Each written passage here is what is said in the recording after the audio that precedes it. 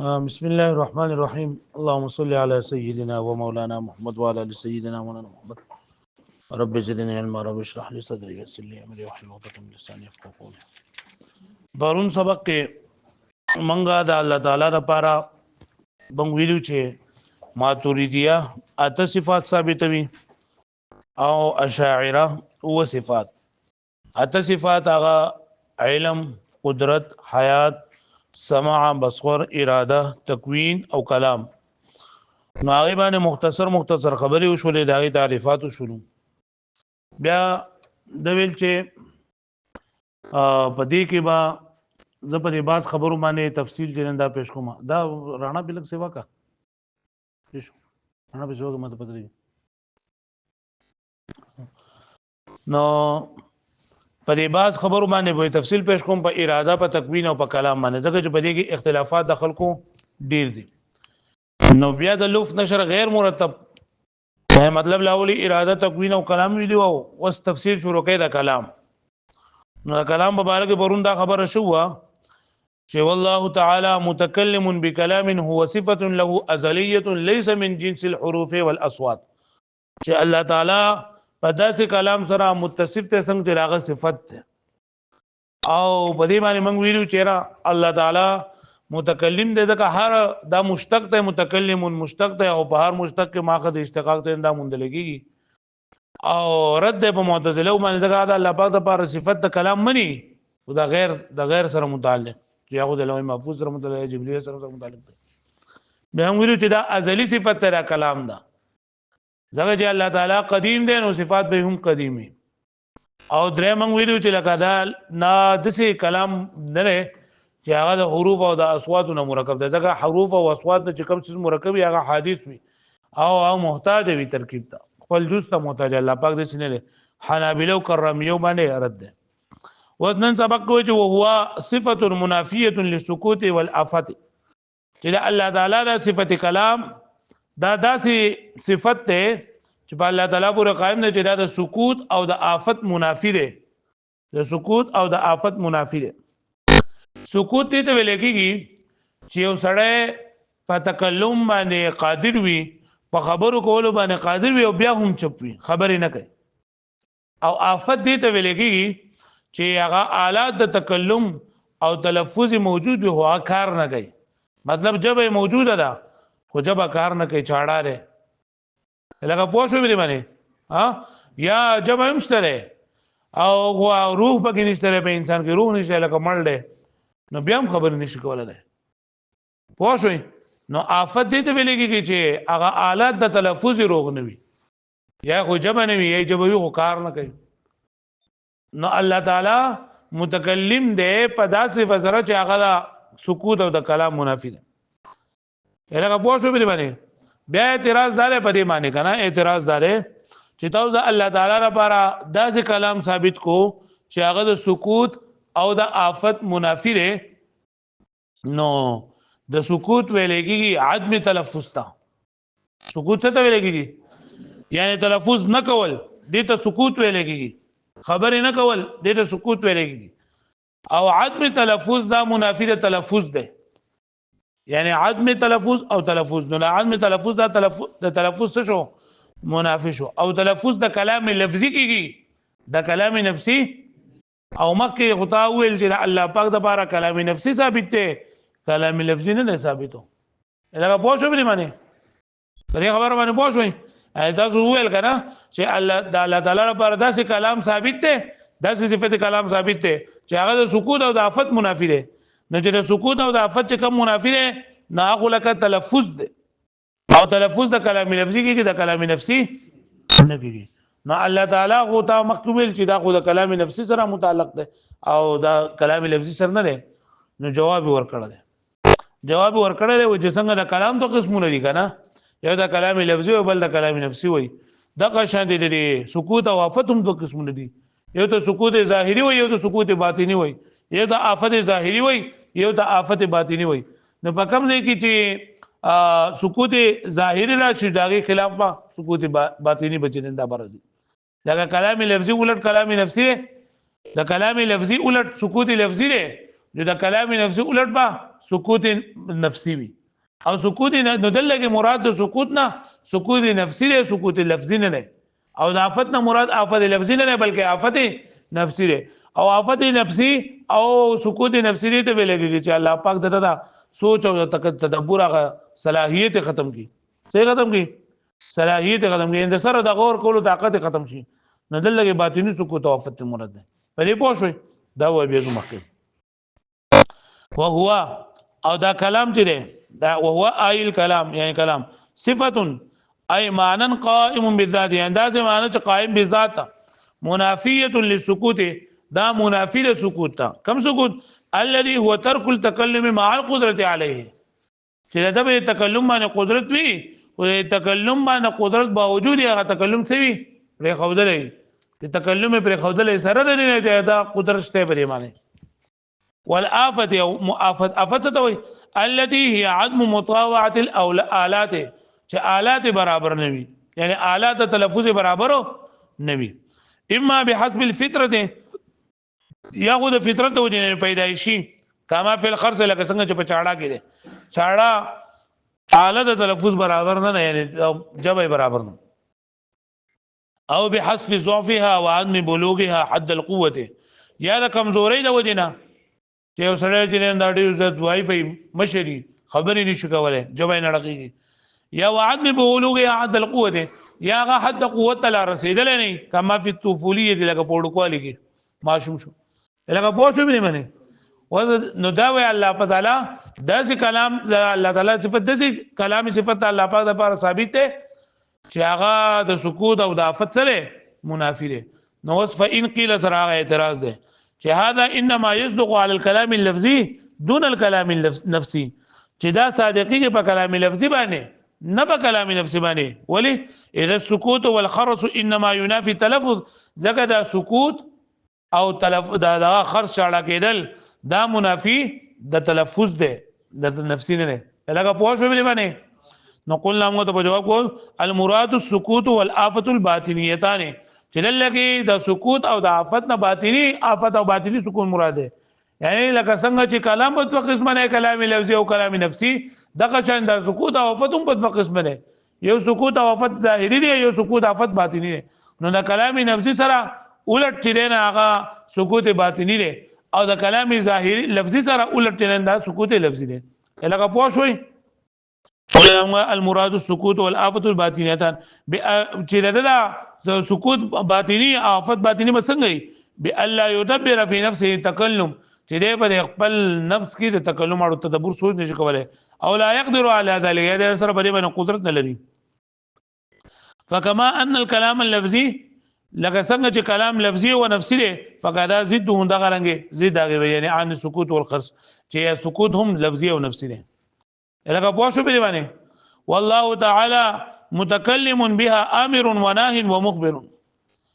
دا د بعض اشاعره باندې د دې نه دا خبره کوي کنه چې الله تعالی لپاره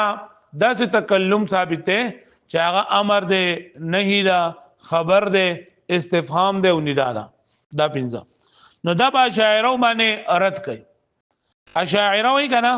چې دا کلام یو صفت نه دی دا کلام یو صفت نه لري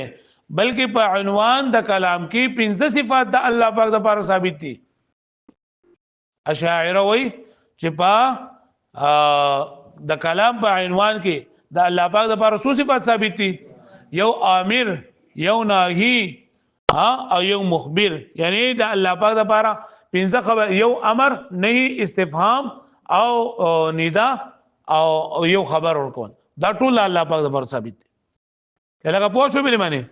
ها ا دې وجه کلام صفت واحد دا مصنف رحمت الله علیه وی چې دا کلام سره دا صفت واحد ده دا پنځو صفات نه او شاعر وی چې دا بری یو صفت کلام کې د الله تعالی لپاره 15 صفات دي امر نه استفهام او بلو ندا او خبر دی وی چې دا الله تعالی لپاره ګور څنګه یو کلی دا کلی لکه انسان یو کلی دا او دا افراد چې نه دا لکه زید عمر بکر دا جزئیات دي افراد او جزئیات دي یو کل لکه زید کل د لاس د خپا او د نور اندامونه د اجزا دي خو شو باندې کلی د کلی افراد ته څه ویلېږي جزئی او دا کل افراد ته څه ویلېږي اجزا ویلېږي نوې دا الله تعالی لپاره چې کوم صفت کلام ده نو دا صفت کلام واحد دی یو کلام ده یعنی دا خو نه کلی ده چې امر نه دا غیر لپاره څه شي جزئیات شي او نه دا صفت کل ده دا نه صفت کلام دا کل ده چې دا امر نه استفهام او خبر دا غیر لپاره څه شي اجزا شي بلکې دا د کلام د لپاره تعلقات دي دا کلام د لپاره څه دي او تعلقات په ذریعہ سره یو څه دا کې سرکیږي نه لکه موږ وایو ګوره زید دا یو جزئی حقیقي ده خو زید په دې اعتبار سره چې دا تعلق د کتابت سره ده موږ دا زید کاتب ده چې کله د دې زید تعلق چې دا د شاعرۍ سره شي موږ دا زید شاعر ده کله چې د دې زید تعلق چې دا د ډرایورۍ سره شي موږ دا زید سائق ده دغه شانتي چې کله د لیکلو سره شي موږ دا زید کاتب دی نو زید یو دی وایي به معنی خو باغه تعلقات چې د ډیر دي چې د یو څه په تعلق سره د ډرایور دی د بل څه په تعلق سره کاتب دی د بل څه په تعلق سره د شاعر دی نو دغه شانتي دا کلام دی چې دا امر سره تعلقي جدا لکه دغه امر ده د نه سره تعلق جو نه دی دا استفهام سره تعلق جو استفهام ده دا په شو باندې نو دا کلام لکه ردی په زمن کې د اندام مندلګي یلغه پوښوي او دا چې د الله پاک د پرون صفات ثابت دي الله پاک د پر ول سره صفات بکار نه د توحید تقاضا خو دا چې الله پاک د پر بالکلیه صفات انکار وکړي شي لیکن دا ته صفات چې موږ ثابت کړي دا به ضرورت موږ ثابت کړي ضرورت په تحت باندې موږ ثابت کړي نو بکار دا چې صفات لګ شي نو کته الله پاک باندې نور صفات ذات ثابت نه صحیح نه ده والله تعالی متکلم الله تعالی متکلم نه لاس متکلم نه چې هغه تکلم بها امر و ناهي و مخبر چې هغه یا امر ورکون کړي یا نه کوم کړي او یا خبر ورکون کړي یعنی انه صفه واحد دا الله تعالی تکلم ته دا صفت واحد ده او په دې کې د چا مذهب باندې رد ده اشاعره چې اشاعره وای دا الله پاک د بار دا یو صفت د کلام چره نو دا شامل له څو صفاتو ته پنځو صفاتو ته لکه په دې خبره باندې پوه شئ نو جواب ولمنګ ورکو چې ګوره لکه دا دغه په تعلقاتو په اعتبار سره بدی کې کثرت تعلقاتو په اعتبار سره لکه پوه شئ ها او نه ګوره کدا دغه وې کنه اصل وې نه اصل لپاره خدای راغو چې یا به دا کلی یا به کل وي او دا کلام نه خو کلی دی او نه سره کل نه لکه پوه شو به معنی انه صفه واحده تتكثر ذاتي لا بالنسبه فنسبت سره امر ته نه دا خبر دی تعلقات به اختلاف التعلقات په اختلاف د تعلقات سره کله علم او القدرت وسائر صفات لکه څنګه چې علم او قدرت ته لکه زما په دې شی باندې علم دی په دې مشکات باندې علم دی په دې مراح باندې علم دی په دې باندې علم دی نو په دې باندې علم ډیریږي نو خو تعلقات ډیریږي یا زید پتلو باندې د زید پر اتلو باندې د زید په اخوا کېدو باندې په دې اخوا کېدو باندې زما علم دی نو دا علم ډیریږي نو خو تعلقات ډیریږي پوه شو به باندې فإن كل منها واحدة قديمة ذکر هر یو واحده دینه قدیم دی دا شاعرو دا په دې باندې بوس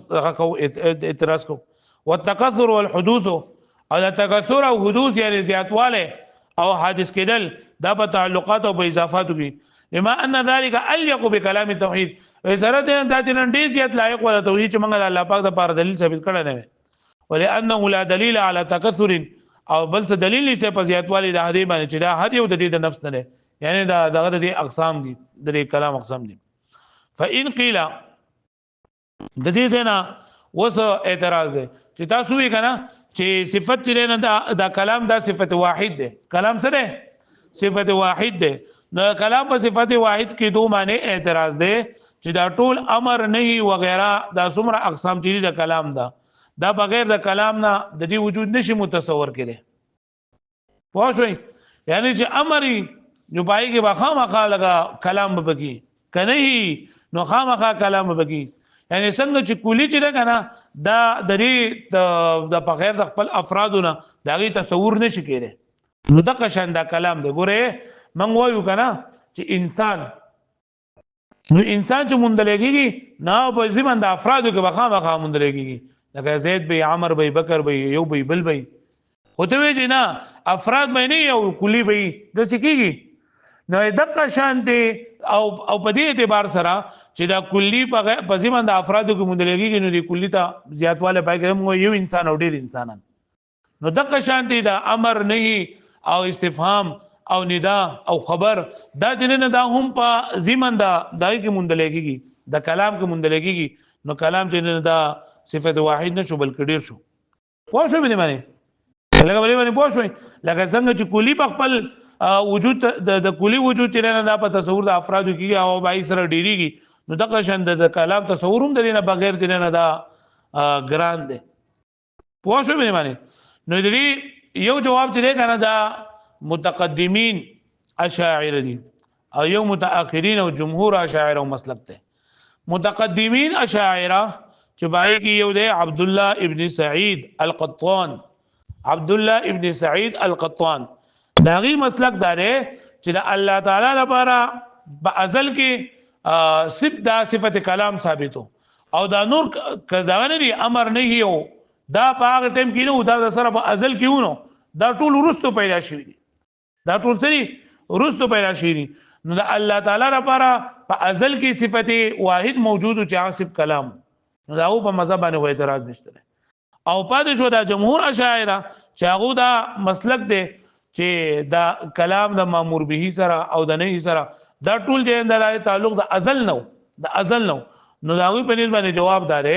چې دلته کې امر او نهي هغه امر او نهي دي کلام هغه یو کلام دی خو د تعلقات په زیاتوالو باندې چې نه د کیږي په کثرت تعلقاتو د وجنه د تعلقاتو د ډیروال د وجنه د دې کې د اقسام چې نه مندل شي